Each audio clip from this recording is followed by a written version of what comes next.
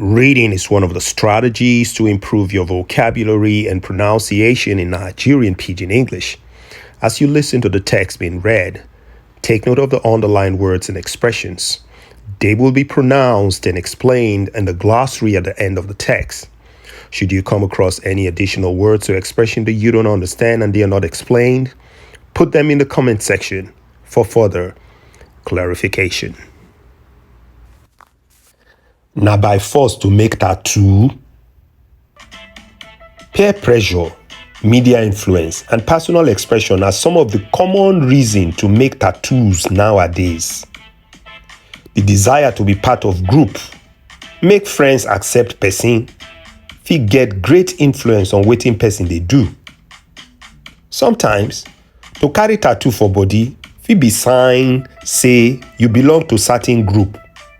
Gangs themselves, they often use special clothes and tattoo to identify their particular group. When all person, friends, they do something like to do tattoo, that person they more likely to do the same thing just to feel among. Media na another big influence behind the popularity of tattoos. Many media images they show tattoos. We dey see tattoo for many advertisements wey dem dey sell expensive cars. Famous sport people themselves dey show themselves with tattoos for magazines. We dey always see fashion models for magazine and for TV with their designers clothes wey show their tattoo body with details and colorful patterns.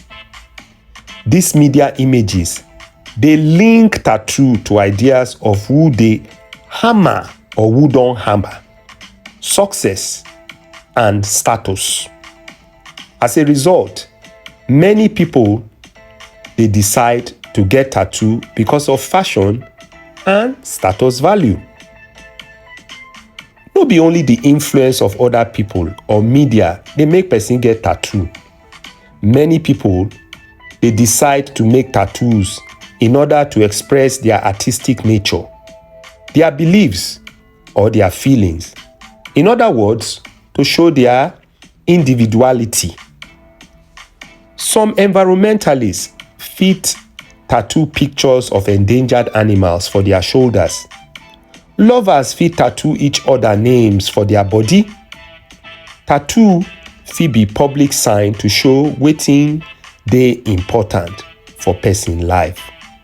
But my people, no be by force to make tattoo nah.